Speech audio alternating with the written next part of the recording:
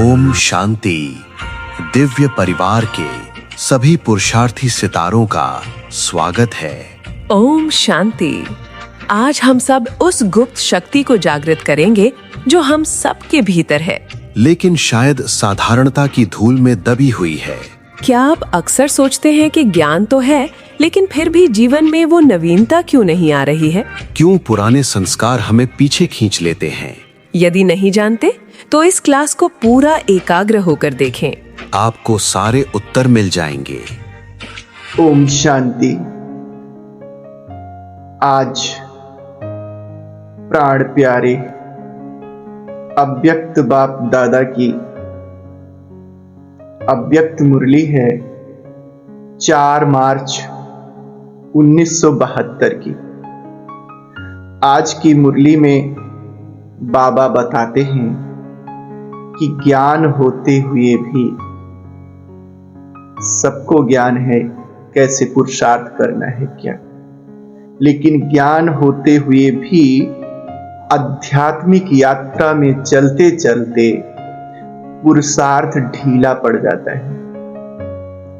तो क्यों ढीला पड़ जाता है? आलस्य और अलबेलेपन का निदान क्या है और हम किन गुणों को अपनाकर विश्व कल्याणकारी बन सकते हैं, इन बातों को आज बाबा ने इस मुरली में बताया है। प्यारा प्यारा स्वर्ग हमारा अब तो आने वाला है। नन्हा मुन्ना कृष्ण कन्हैया अपनी दुनिया लाने वाला है।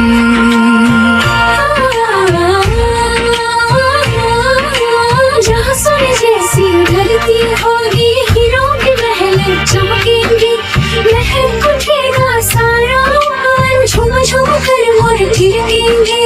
शीतल पान की सरगम होगी, पंछी सुर में गाएंगे, पाकर सुंदर स्वर्ग धरा कर भंवरे भी गुनगुनाएंगे। स्वर्ण सवेरा पावन अंबर अब मुस्कुराने वाला है। नन्हा मुन्ना कृष्ण कन्हैया अपनी दुनिया लाने वाला है, लाने वाला है।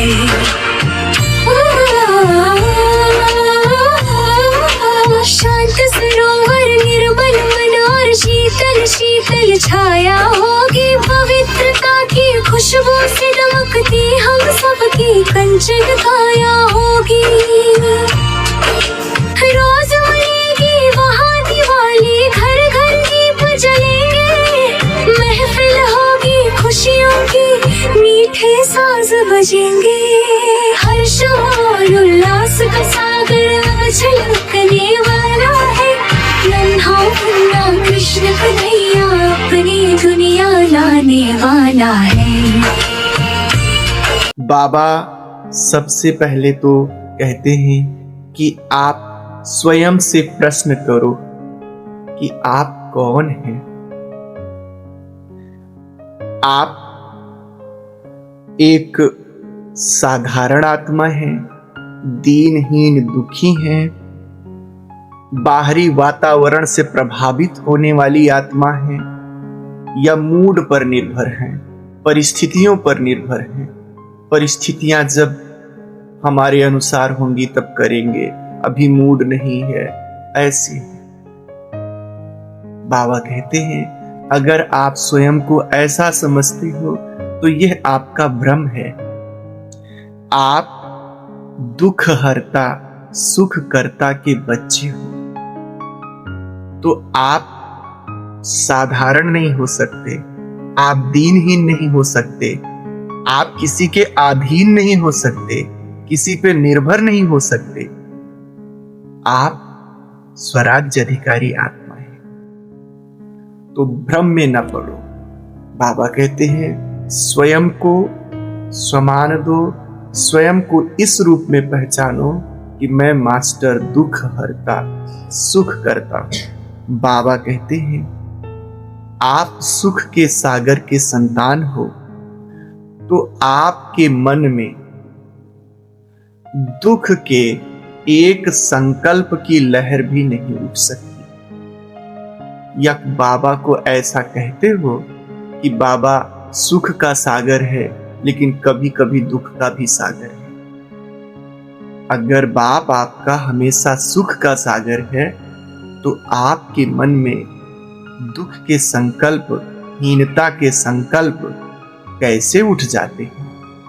ऐसे बाबा प्रश्न करते हैं। बाबा कहते हैं ये बहनों की भट्ठी है, उसमें बाबा आए हैं। तो विशेष बहनों को ध्यान में रखते हुए बात करते हैं। बाबा कहते हैं अब की बार कोई नवीनता दिखाओ। और वो नवीनता क्या होगी कि अपने आप को साधारण आत्मा से विशेष आत्मा बनाकर दिखाओ। विशेष आत्मा अर्थात जो सदा सफलता मूर्त है। तो अपने आप को सदा सफलता मूर्त समझो। ऐसे बाबा कहते हैं। बाबा कहते हैं आधीनता को छोड़ो और अधिकारी बनो। बाबा सबको स्वराज्य का अधिकार देने आया है। स्वराज्य अधिकारी बनाते हैं। और आप हो कि विभिन्न प्रकार के अधीनता में पड़े हो, दास बने हो, इसलिए उदास रहते हो। बाबा कहते हैं 3 प्रकार की अधीनता है। एक तो देह अभिमान की अधीनता है, दूसरा पुराने आदतों की, पुराने स्वभाव संस्कार की अधीनता है, और तीसरा है स्वयं की कमी कमजोरियों की अधीनता है। देह अभिमान की अधीनता का मतलब हुआ आप अपना पहचान एक अजर अमर अविनाशी आत्मा के रूप में कर रहे हैं, या जो आपका भौतिक पहचान है यह शरीर से संबंधित जाति पाति इस आधार। अगर आप भौतिक पहचान लेकर घूम रहे हैं तो आप समझो देह अभिमान के अधीन है। दूसरा इंद्रियों के अधीन होना।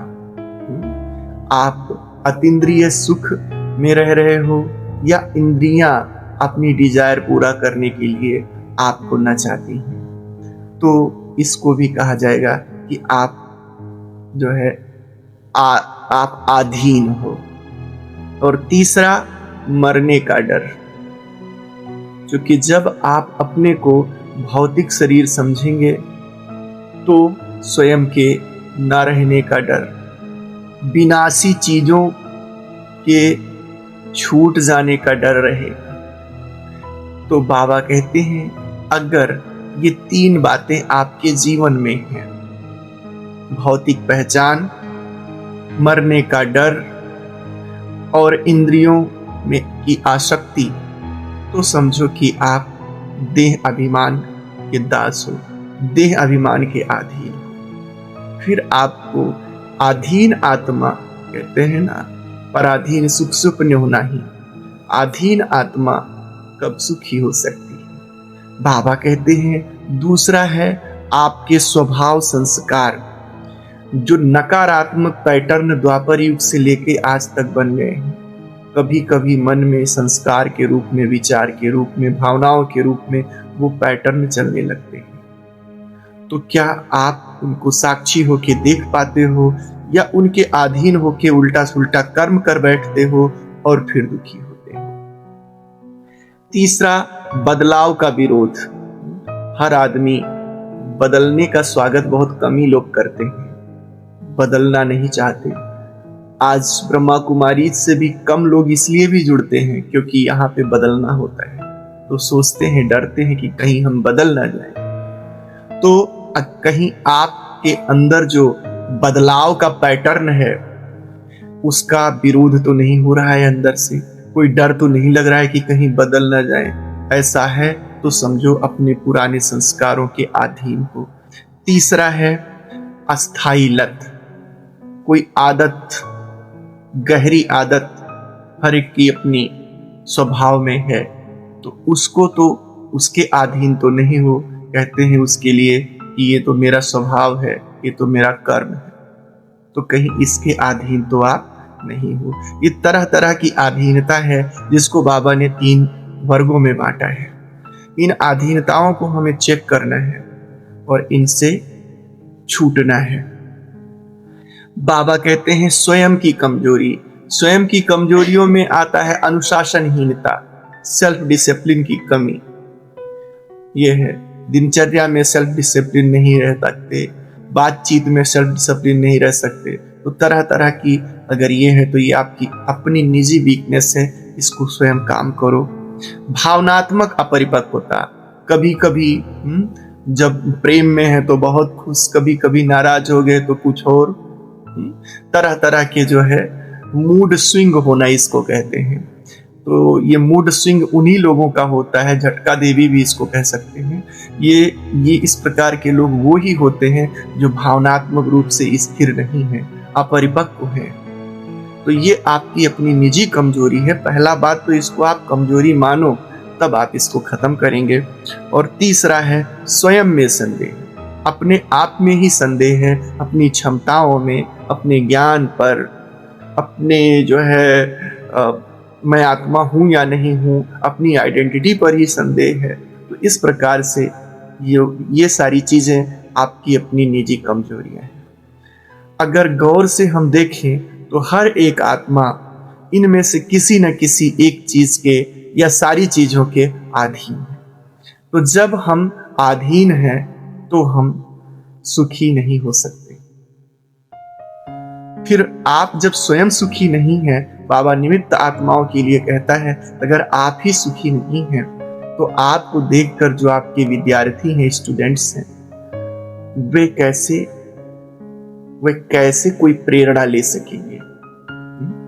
इसलिए आपको ये देखना है, बाबा कहते हैं मांगना और याचना बंद करो, फरियाद बंद करो, क्योंकि मांगा वहां जाता है जहां अधिकार ना हो आपका। बाबा ने तो आपको अधिकारी बनाया है, उसके बच्चे हो, तो अधिकार का दावा किया जाता है, क्लेम किया जाता है, उसको मांगा नहीं जाता है। कोई ना भी दे तो उसको ले लिया जाता है कि ये हमारा अधिकार है। तो ऐसे बाबा कहते हैं, लेकिन ये अधिकार का दावा आप तभी कर सकेंगे जब आप पहले ये जो बातें बताई गई इनकी अधीनता से मुक्त होंगे। जब अधीनता से मुक्त होंगे तभी तो अधिकार मिलेगा। बाबा कहते हैं कि माया के पैटर्न को समझो, माया कैसे सूक्ष्म रीति से जो है लोगों को अटैक करती है, उसके पैटर्न को समझो और उससे अपना डिफेंस करो, अपना बचाव करो। कि माया की स्ट्रेटेजी है कि वो सबसे पहले आपको बाप की याद से दूर कर देती है, भगवान से आपको दूर कर देती है, भगवान से और ईश्वरीय परिवार से आपको दूर कर देती है। तो अब आप अकेले हो जाते हो और अकेला व्यक्ति कमजोर होता है, दूर करके वो कमजोर करती है और जब कमजोर हो गए तब वह आप पर विकारों के रूप में, बुराइयों के रूप में अटैक करती है और आपको परास्त कर देती है। बाबा उदाहरण में भी कहते हैं कि इसलिए देखो कि जब कोई बच्चा अपने बाप के साथ रहता है तो निर्भीक होता है, निडर होता है, क्योंकि वो अकेला नहीं है और शत्रु भी उस समय उस पर आक्रमण नहीं करते कि एक नहीं है दो हैं। ठीक ऐसे ही अगर आप बाबा की सदैव याद में रहो तो माया आप पर वार नहीं कर सकती। तो पहले माया आपको बाबा से ही दूर करती है। आज माया के सूक्ष्म स्वरूप को बाबा बता रहे हैं कि आलस्य और अलबेलापन ये कोई छोटी चीजें नहीं हैं, ये बहुत बड़े विकार हैं, इन माया के सूक्ष्म रूप हैं। तो आलस्य किसे कहा जाए, इसके लिए बाबा कहते हैं कि जैसे कोई बैठा ही रहे, लेटा ही रहे, तब वो कहा जाता है उसको वो आलसी है। लेकिन इतने नहीं, अगर आप आज का काम कल पे छोड़ते हो, कल का परसों पे छोड़ते हो, तो ये भी आलस्य है। इसको कहते हैं अलबेलापन। ये आलस्य का सूक्ष्म रूप है। तो बाबा कहते हैं सिर्फ शरीर का ना चलना ही आलस्य नहीं है, गे करना भी आलस्य है, बचपना है। बाबा कहते हैं छोटे बच्चे गे गे करते रहते हैं ना, तो आप भी कहते हो कर लेंगे, चल लेंगे, हो जाएगा, गा गा गे गे करते रहते हो। बाबा कहते हैं ये बचपना है और अलबेलापन की निशानी है। अगर उल्लास में रहो तो उल्लास ही आलस्य को खत्म करने का एकमात्र साधन है। उमंग, उत्साह और हर्षोल्लास। जिस दिन आप हर्षोल्लास में रहते हैं तो आप क्या करते हैं? अपने आप ही सुबह उठते हैं, अपने आप ही सब काम जल्दी जल्दी छटक छटक के कूद कूद के करते हैं। तो इसलिए बाबा कहते हैं आपके अंदर उल्लास की कमी नहीं होनी चाहिए। ये है, जब हमें अपनी कमाई का नशा होता है तो आलस्य नहीं आता। इसलिए बाबा कहते हैं आलस्य एक सूक्ष्म विकार है जो आपको आपकी मंजिल से दूर करता है। इसलिए कभी को अभी में बदलो और कल को आज में बदलो। ऐसे अगर कभी कभी हम ऐसे बोलते हैं तो ये सूक्ष्म रूप है आलस्य का कि सब कुछ ठीक तो है, चल तो रहे हैं, कर तो रहे हैं, कोई दिक्कत नहीं है, हो जाएगा। तो बाबा कहते हैं ऐसे जो बोल हैं ये आलस्य के सूक्ष्म रूप हैं, आलस्य का जाल है। मीठे मीठे रूप से आलस्य आपको समझो अपने पंजों में जकड़ रहा है। इतने पे ही आप संभल जाओ। जब उल्लास गिरता है, उमंग उत्साह कम होता है, तब आलस्य बढ़ता है। इसलिए अपने आप को उल्लास बनाए रखने का पुरुषार्थ करते रहना है। जब माया अटैक करती है तो साधारण आत्मा क्या करती है? बोलो। माया अटैक करती है, कोई परिस्थिति आती है, कोई समस्या आती है, तो एक जो सामान्य आत्मा है वो क्या करती है? वो या तो चिल्लाती है कि मेरे साथ ये हो गया, बचा लो दादा, बचा लो भैया, या तो वो संघर्ष करती है। दूसरी आत्मा क्या करती है? थोड़ा सा मजबूत है तो वो उससे माया से, समस्याओं से लड़ना शुरू करती है। अब यहां माया का अर्थ क्या है? आंतरिक समस्या। अंदर में कोई बवंडर चल रहा है तो वो अपने आप से संघर्ष करना चालू करता है। और तीसरी आत्मा है जो बहुत ही कमजोर टाइप की होती है, वो दुखी होती है। माया आती है, परिस्थिति आ गई, दुखी हो गई। बाबा कहते हैं उस समय आपको क्या करना चाहिए? क्योंकि आप तो साधारण आत्मा नहीं हो, आपके रिएक्शन साधारण आत्मा जैसे नहीं हो सकते। दुनिया भी चिल्ला रही है, आप भी चिल्ला रहे हो। दुनिया भी संघर्ष कर रही है, आप भी कर रहे हो। दुनिया भी दुखी है, आप भी दुखी हो। तो फिर क्या प्रेरणा लेंगे लोग आपसे? बाबा कहते हैं उस समय हमें अपने मन में बाबा के गीत गाने चाहिए, अपने गुणों के गीत गाने चाहिए, अपने स्वमानों को याद करना चाहिए, मनसा गीत गाना चाहिए। तो अगर आप अपने आप को बाबा के गीत में, स्वयं के गुणों के गीत में, स्वमानों के गीत में लगा दोगे तो बुद्धि उधर से हट जाएगा और माया आई है और चली जाएगी और आप बिना पुरुषार्थ किए विजयी बन जाएंगे। बाबा कहते हैं ये जो मनसा गीत आप संगम पर गाते हैं ना, इसी का यादगार के रूप में भक्त लोग द्वापर युग से लेकर के आज तक जब किसी समस्या में पड़ते हैं तो हनुमान चालीसा बोलते हैं। वो मुख से गाते हैं, आप मन से गाते हो, वो मुख से गाते हैं।